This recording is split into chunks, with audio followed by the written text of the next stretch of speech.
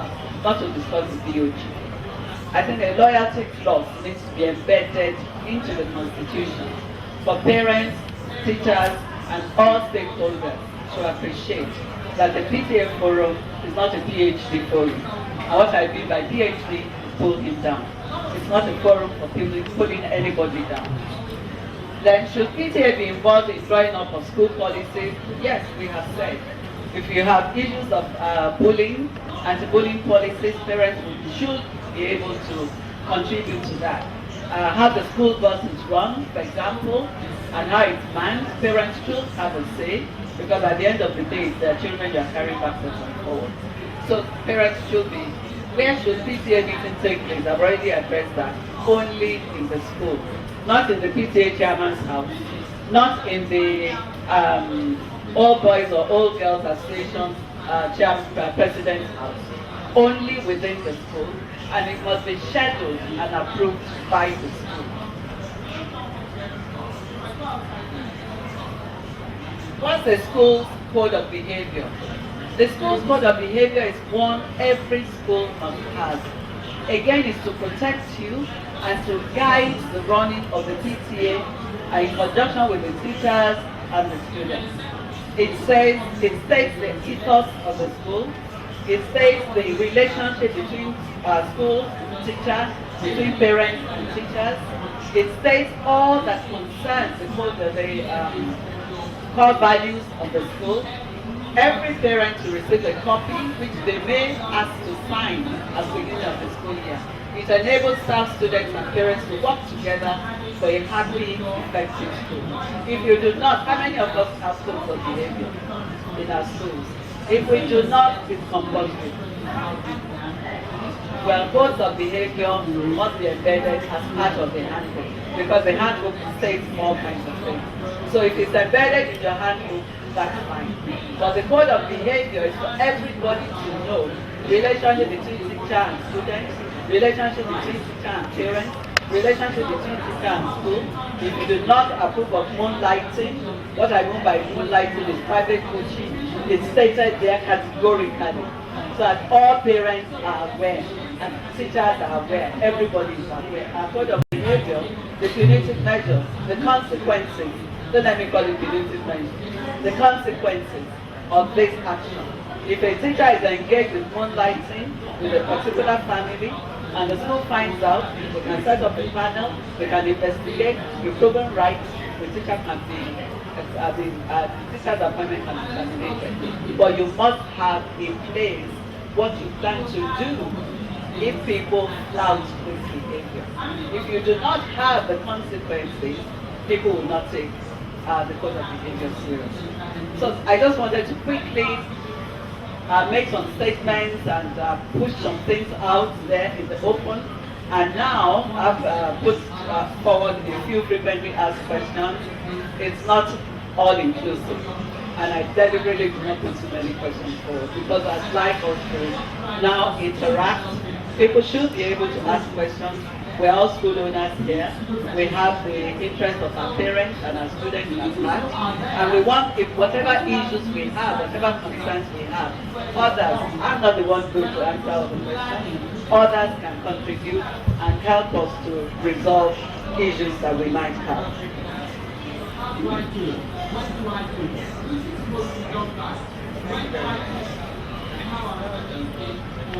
I'd like to ask three questions. The first one is, who keeps the money for the we did say at the end, we need to explain how the funds are spent, who keeps it, who opens their account? Is it as PTA? The PTA, I'm asking about who keeps the funds for the PTA, who opens that account. Is it the school on behalf of the PTA, or the PTA as an association of that school? Now, that's my first question. Should I ask the other two? Okay. Now, the second one. I also noticed that you did mention that the issues that should concern the PTA mainly borders on what I would term social issues. want to buy a school bus, they want to do this. And I'm asking, what if there are issues with a particular teacher? You know, our kids are in school, and we have issues with a particular teacher. Maybe the way he or she teaches, or the style of teaching. How do we resolve that? Okay. 3. You mentioned that all meetings should take place in the school. There should be no separate meetings in the principal's house, things like that. But what if there are cells? Now, I know of a school, like you said, I know of a school. If you all live in Abuja as parents of that, you have children in that school, they also have meetings. Mini PTAs. You'll have the Abuja parents, you'll have the Enugu, you'll have the Port Harcourt, that they meet. So invariably, when we come to general PTA, we find that there's so many issues that we do not agree on. So how do we solve that? Those are my questions. Thank you. PTA is not an open an account, a bank account. They have the mandate to open a bank account. But I know that some schools actually prefer to collect their PTA levies through the school, channeled as part of the fee, to ensure that parents pay this levy. And then the school issues a check to the PTA. Yeah. So that can happen as well. But they have the freedom to open their separate account. So the monies are not coming into the school. That we hold the account. We open it, but the proprietor and the head of the school should be signatory to the account. The treasurer will be elected at the PTA level, and then there should be 3 people that will sign the check or whatever to operate the account. So any 2 of them will be able to do business with the account, like withdrawing or paying in, and at every meeting they give account of what is spent. And since the money belongs to the PTA, it is always better for the PTA to run the account. Some schools do pay the PTA levy into the school's account. Then the school will now transfer the money into the account. But then at that level, we must be careful. We don't forget that all the money in the account does not belong to the school. So we don't miscalculate and then run the account like our own account. I think that would be, that's from experience now. Thank you very much. Thank you very much indeed. Is this on account? Please, it is essential that the right of staff, because I've had a situation under which the person was coerced to sign some checks, and the president and the vice president took the money and spent it unjudiciously. Remember that it is the name of the school that the PTA is going to open an account on, and if anything happens, the name of the school is at stake. If they commit the PTA to anything which they do not, you have to make sure that you satisfy that commitment, just to save the name of the school. That's why you have to monitor what is happening. The Madam's last speaker said that a senior member of staff should be a signatory to the account. The reason is for security, right? On the second question, if a member of staff is having an issue or is misbehaving, who takes the final decision? I think in the first place, it is the school that has employed that staff. So the staff is accountable to the school. The PTA, if they have issues with such staff, the only thing I think they can do from experience is that they should report to the school. This school will take the final decision after having a meeting as to the conduct of the staff, and then take a decision if the staff should be sacked or should be punished. Thank you. And this complaint procedure must be made available to everybody. They have a problem with you. It will be very serious issue because you don't have government. If it is not, the school will just take appropriate measures. But everything must be under the auspices of the school. PTA has no authority to discipline your child, to discipline the teacher, or to do anything that's outside your own rules. That's what I mean by complaint procedure. All of this we are saying must be articulated. So everybody is aware of what to do if issues arise. If they are going to go to the committee and report to the committee, and from the committee to the committee chairman, from the committee chairman to the head of school, and so whatever the line of report is going to be must be articulated. It must be written down, it must be circulated so everybody is aware. It's only when these things are not articulated that we have issues. And people will bypass somebody. If I know the head of school, if I know the owner of the school, I just walk straight to the owner of the school, which can happen.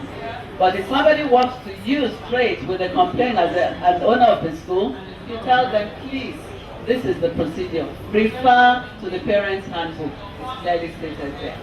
I believe in documentation. When you have everything properly documented, you have referral points to refer everybody to. As head, and then the school has taken its decision according to the policy that the school has pre-stated. And a powerful and influential parent in the PTA mobilizes and says, oh no, this punishment or decision should not have been like this. And they try to twist the hand of the school to say, oh no, this staff is a good staff, we like him, we want him. And the school says this is what this person has done. And according to the policy of the school, this is the punishment that the policy recommended. That's what we have done. Whether the teacher is supposed to go, and then the PTA is now opposing and saying, no, it shouldn't go, or he is supposed to stay, and the school has decided that well, the policy says this person should go, and then they oppose. The policy of the school usually meant to decide that. Parents are supposed to be part of the policy formulation, you remember? If the parents are actually carried along in establishing these policies, then they would have no business bringing a member of staff and trying to dispel or discourage or overrule whatever the school's decision. I think there's one more question. Meetings outside of the school in different cities, they are not official and they are not acceptable as a forum for meetings. If they want to socialize and just meet in their homes because they have networked and they have met in your school, that's a different matter. Many PTAs do not exist. They do not exist. You do not have fractions of PTA. They do not exist. There is one committee and one PTA. And therefore, whatever issues people in the different fractions might have, they take to the PTA chairman and bring it to everybody's attention at the annual general meeting. Sorry, I didn't find it. Okay, so I think that, I hope that answers the question. Can we give somebody else?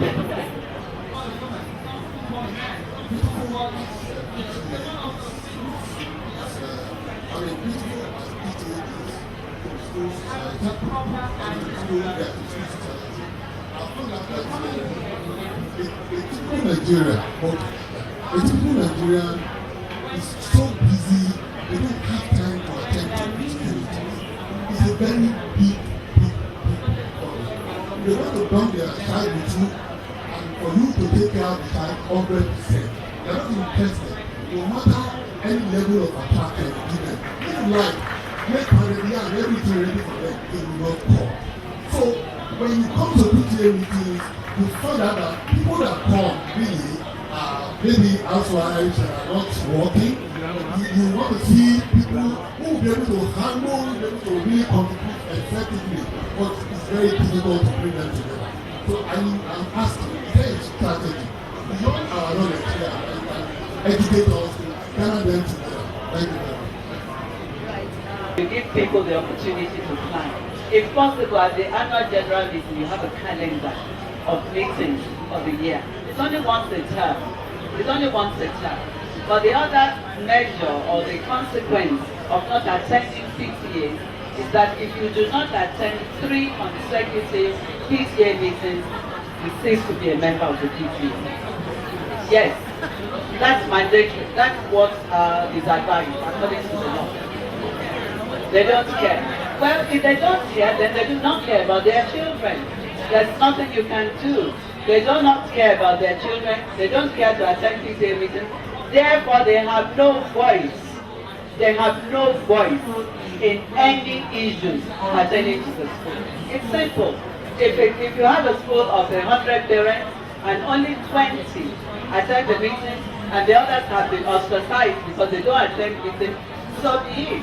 It's only the voices of the 20 who would matter as with regards policies and everything else to do with the school. I think the onus rests on the Constitution to state clearly right from the beginning, right from enrollment of the students in the school is when you make the situation clear. It's when you explain clearly to parents that meetings are only once a term. We have given you the calendar well in advance. And if father is not available, mother should attend. And you tell them the benefits and the disadvantages to their children when they are not attending meetings. When you run out or run a list of disadvantages to the children, the effect it will have on the children, if parents do not attend meetings, they will think seriously about it. But you have to let them realize the disadvantages of not attending PTA meetings to the children that they have left in the school.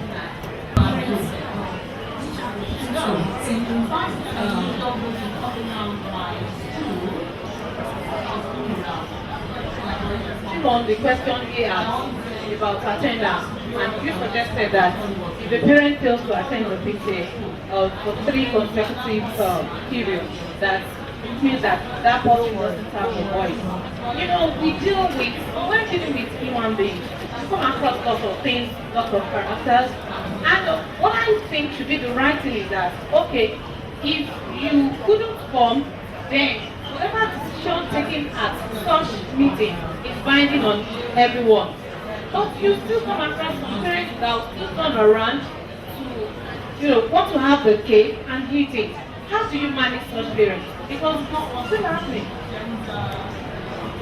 That you will take as a last resort. Education right from the time of enrollment of their children in the school is key.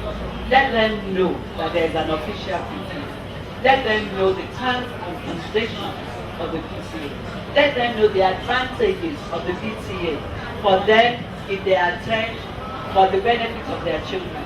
Let them also know the disadvantages. You just have to educate them. All you can do is educate the parents effectively right from the beginning. Every year when you have a new set of students, you must have an induction period for those parents. And it's during that period or that session, that induction session, that you explain all of this to parents.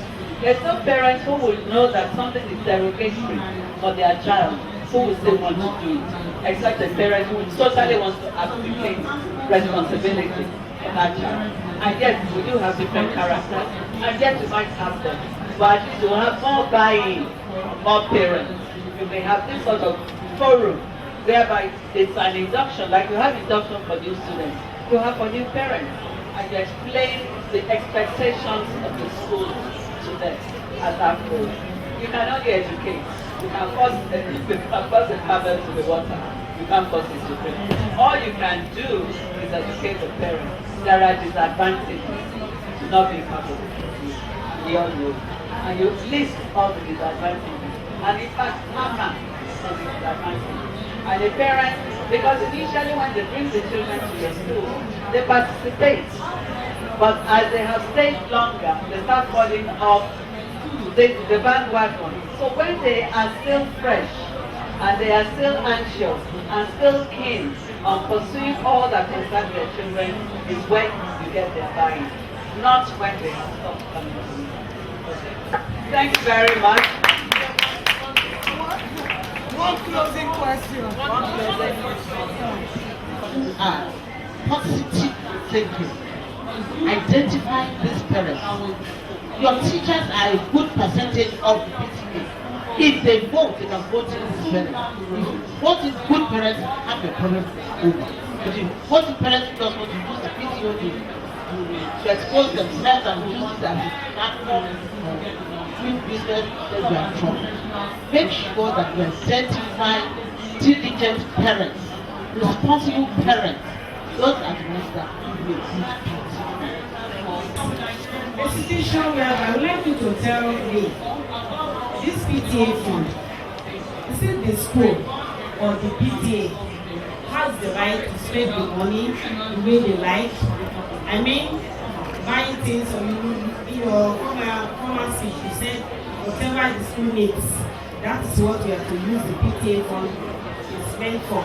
But a situation where the PTA is using the money basically for the end of the year party to buy gift for themselves or to award something, and when the school is asking them that please we need this, they will tell you that we will think about it and see what we can do about it. Please, ma, I want you Again, to cut a long story short, education is power, knowledge is power. If communication is key, it's important that we communicate all of these things. It's not when problems arise that we now try to see how we can do damage control. We should address the issues, all of these questions. You will list them, you will make sure that you have the correct answers for them, and everything must be projected in your constitution and your complaints procedure and your code of behavior. That whatever funds are collected, PTA raise funds for schools. And even wherever they are going to raise the funds from, they must have the approval of the school. They cannot just come to me now and say, I'm PTA for some school. Can you come to Igomina College? We are raising funds. Does the school know about it? Is there an Igomina College? I'm sorry. And we articulate our own expectations. We dictate to the PTA. The PTA does not dictate to us. I think at the end of the day, that's the key message we need to take. That we are in control of our PTAs. Our PTAs are not in control of us. I thank you very much indeed for listening.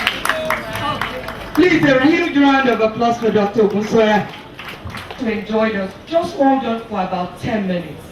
The reason being that presentations from organizations form a key part of Tosse. If you do not know what is happening, then you are just here to hear. The fun is actually to listen to all those organizations at times. Let them explain to you what they want to do, and you'll be able to see. So they'll try to make it as fast as they can. Just 2 organizations for your room. Short presentation. Please come and talk to the Thank you. Let's say thank you very much and we appreciate you.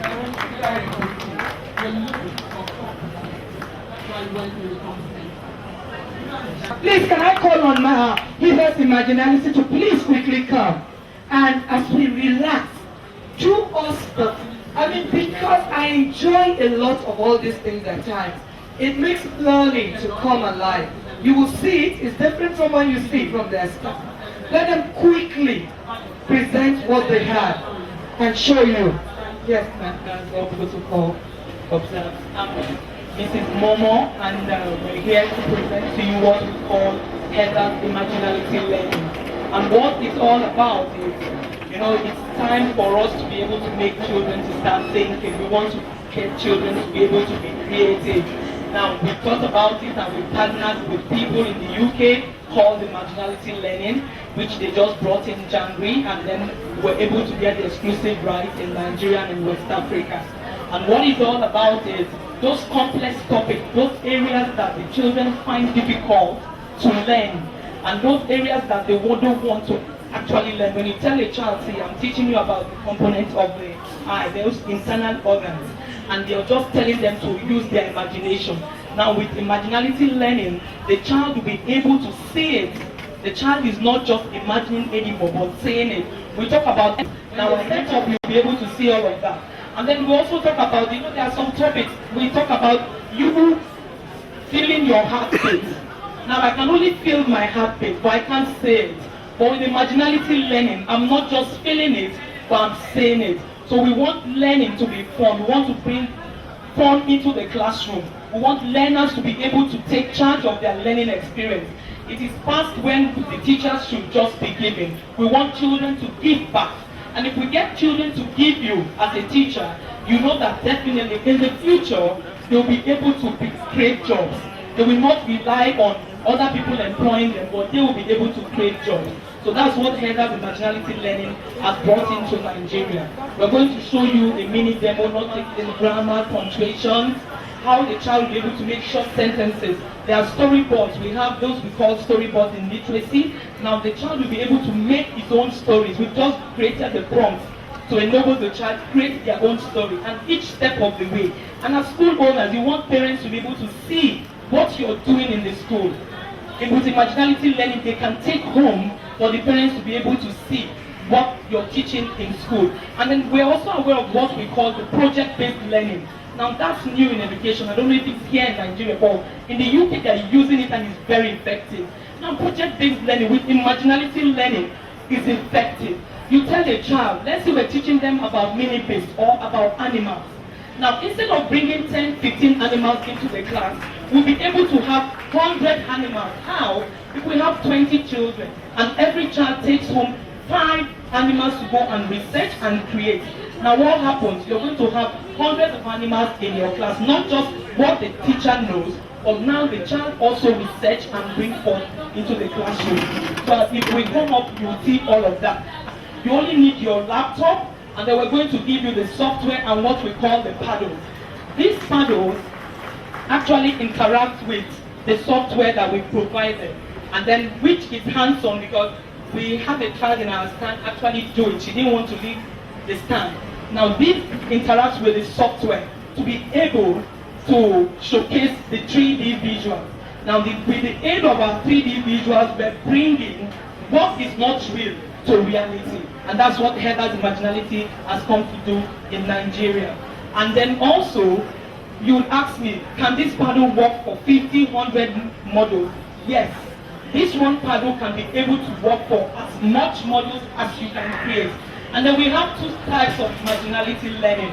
We have the Marginality play, which is just, okay, the child wants to acquire it and just learn the models we have created. And we have what we call the Marginality create, which is what we really want to encourage.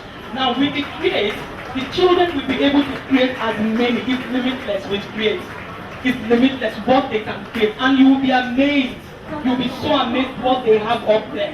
You'll be so amazed at what they have up there. So with the Marginality learning, we want children to be able to think, to be creative. Gone past are the days where a teacher just comes to the classroom and all the teacher is doing is talk, talk, talk, talk. Now it's hands-on. The child is doing and the teacher is just guiding. The child is doing and the teacher is just guiding. If we come up, all of that will be able to show you. And also, because of create, you can be able to suit your curriculum. You don't have to rely on what we have done or what we have created. You can create and suit your curriculum, suit your school needs, suit any child's needs. Yeah, because there are some classes where you have different level of ability. Now with the Marginality create, you can be able to meet all of that. Because for that child with lower ability, you can do something, you guide the child to do something of that level. And for the higher ability, you do something to guide for that very level. So with the Marginality learning, we talk across every level learning style and every learning ability. I'll bring up the You're like, what's happening and what's common these days is that schools, meaning universities, and recruiters, companies and stuff, look for that additional, here is the first class, what else? What else? And it always tilts towards leadership qualities and things like that. Please, a round of applause for Marginality. Because I see your grades, always got a shot. anything else? When it goes that way, they want to hear, I was in Boy Scout, I was a Girls Guide, I was a volunteer service, something, you know, something else. Something else. And you don't have those. What is taking the place of such gaps is a conference called Model United Nations Conference. This conference, wherever it's holding across the globe, simulates the real UN session but by students. So you have high school students or university students, if it's the university version of the conference, take on topics meant for ambassadors at the UN, crash it out, in a few days they come up with resolutions using the guidelines of the United Nations. Such conference is accredited. Whatever institution you show a certificate from a model UN conference, they know this one is different. They know. So model UN is one. I'd like to steal the next minute, and there's an experience of a young man, first class engineering something, who wanted to do an MBA. Wow, there's a scholarship at that, but there's a test. After the test, he still came out top. He sat, his father sat in the US. And those are your grades. Okay, you want to do public administration? Yes. Is that your father? Yes. Where are you from? Nigeria. Where exactly? He mentioned his state. And the lady said to him, write him a letter here now in your native language. To the boy was like, an American, what's your own with my native language here in the US? So you see, you're not complete. You just are not complete. But then he turned out smart because he said to her, I speak it, and being an MBA, if I'm reaching out to people, I'll more likely speak than write. He got the piece. So it's model UN would help you think all the time outside the box. You are seeing it this way, I'm seeing it in 5 other ways. So we group kids to attend model UN conferences. One, the one that holds at the UN headquarters in New York. Premium delegates, you can actually have your tea here. The premium cafe is here. Please come here for your tea and your...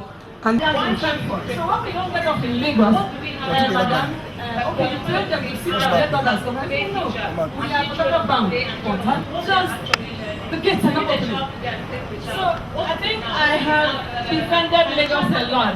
When I met, I said, you know, they must be receiving several proposals. I don't know what it is, but the program is for any Nigerian. Most students are parents sponsored. A few sponsored by River State government, but those are from public schools, of course. Then those top ones, you take football and sponsor to New York. Every March, but the process has started. The first test has been done in May. We write the test every Democracy Day, 29th May, so that one is done. The supplementaries are on. The next one for a school in Lagos is this Saturday. So I will stay around this Saturday because of that test. We are planning to have just one more, Lagos again, on last Saturday, all June, before they all go away for holidays. Because from August, something is happening in preparation to go to New York March next year. And then on the last note, we have the endorsement of the United Nations to host a similar conference for Africa in Lagos, Nigeria this August. So, we're doing our homework. I won't be here tomorrow because I'm chasing the sponsors, trying to make it happen. That's why I will not be here tomorrow. So please, stop by. Ask what it takes to either be the New York party or the one for August. You will research and you see what is considered for now. I think that's the middle. Thank you very much. Thank you so much. Thank you so much. If you have any questions for her, you can just go to her stand and then she'll be able to attend to you with all your questions. No, she isn't here tomorrow. She's down there. Learning counts for the trade our teaching today. Thank you very much. Quite well. I would like to know how much this is a knowing how down. So right now, CBN rate is on 199. So let's say trusting on 200. Now, if we're sitting on 200, 1222 is about 240,000. But if your school registers, I mean, if people like 1 or 2 people come in, we can give them tuition benefits, maybe on the first module only. some benefits, review some rebates here and there. We'll do that, and then you can. Definitely, you pay per module. You don't pay one-off. No, per module. Every module you make your payment. 3 months you make another payment like that. And you have a strong support system. I mean, some of us have done. I don't know if you know about Nottingham or Sunderland. Some of us have been doing that. I had some friends of it for years and they've not stopped. I don't know why they can't finish. So I think that you know what, online courses allows accountability. Get into a group, it makes you learn faster. I finished mine in 9 months, I didn't add any extra. 9 months I was done, and I'm learning, let me say that. Thank you. Direct education, thank you.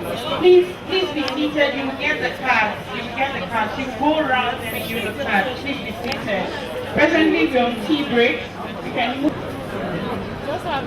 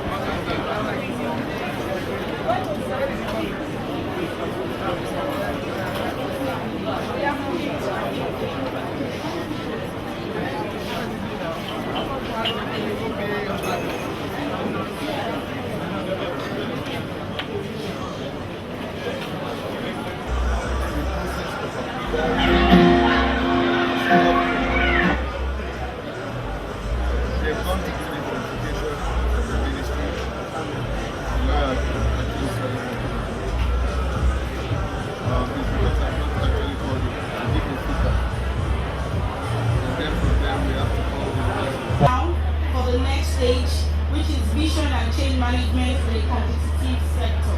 As we all school owners and proprietors, please, we're going to be having a 10-minute presentation from Vanson, and we're going to have start and service. Can we have Vanson on, please?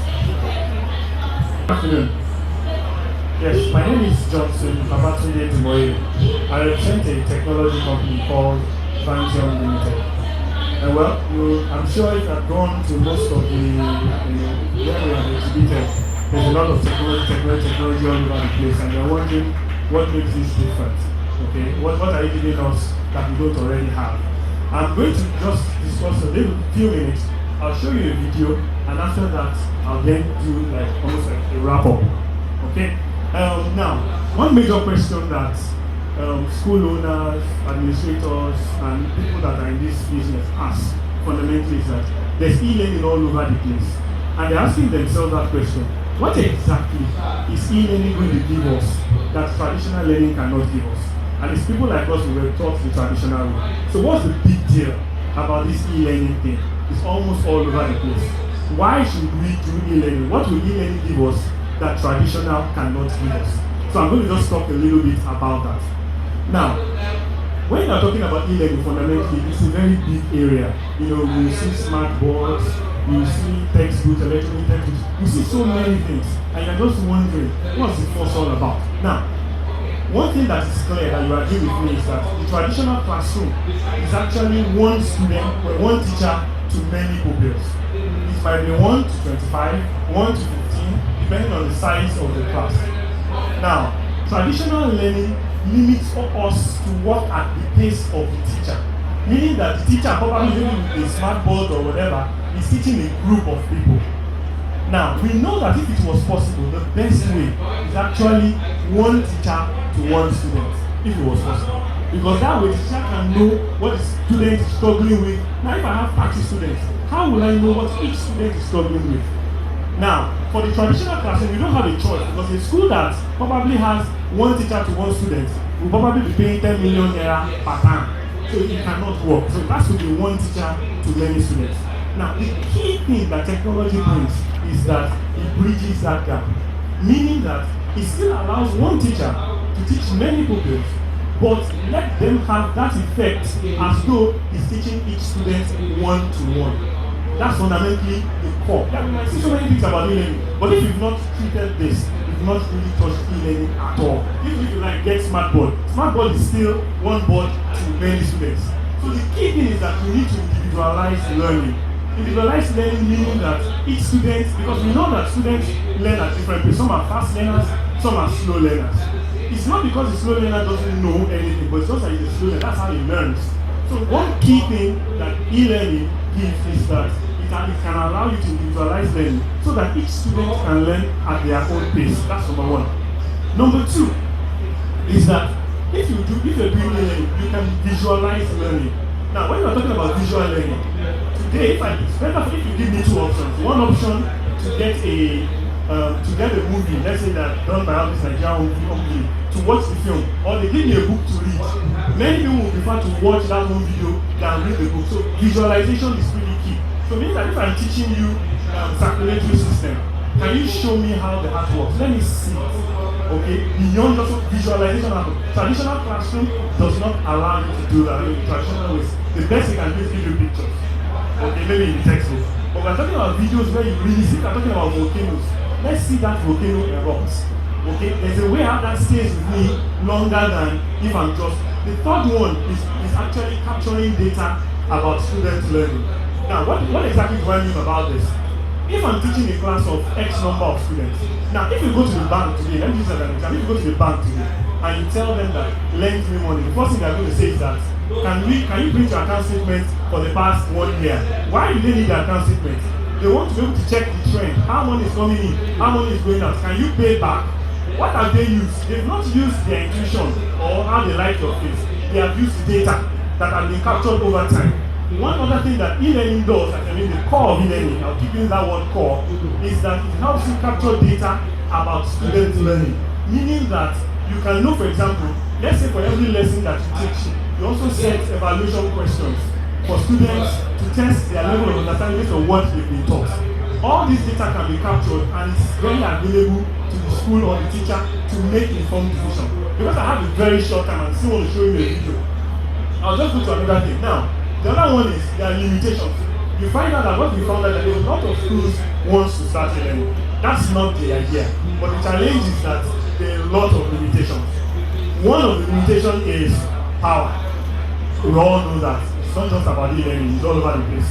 Another one is internet access. Most of these e-learning in most times depends on the internet. Meaning that you have to have one server on the internet and everybody has to connect to that server. That is a big problem in Nigeria, both from the cost perspective, because it means that you have to buy bandwidth for the like 300 or 1,000 students to connect. It's so expensive. Even if you are willing to pay that money, how are we sure it's going to be reliable up all the time? So internet access is a big challenge. Another one is of course infrastructure. You need infrastructure to support what we are talking about. Another one is computer literacy level of teachers. Now, most of these systems, for them to work properly, it has to be teacher-driven. Now, most of these teachers, not all of them are very computer literate. Some of them have been teaching for the past year, they are fantastic teachers, but they hate computers.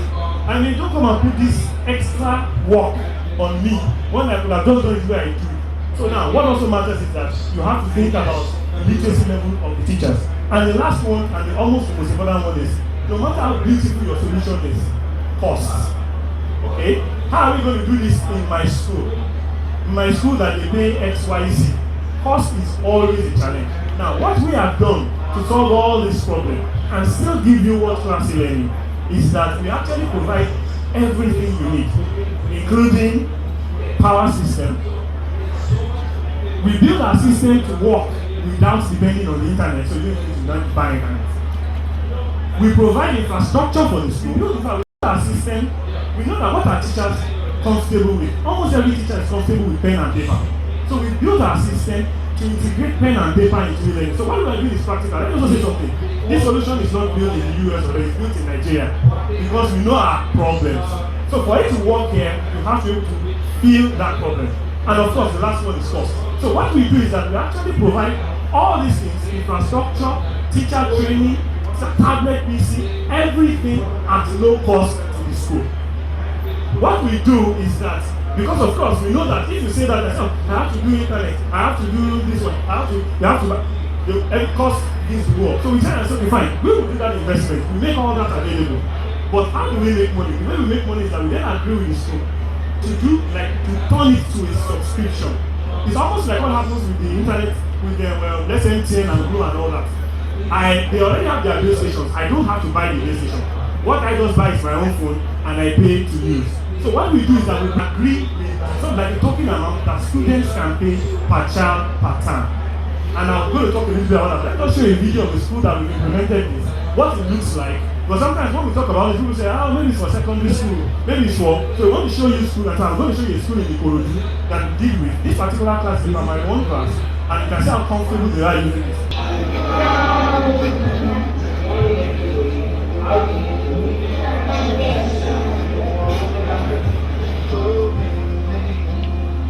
Okay,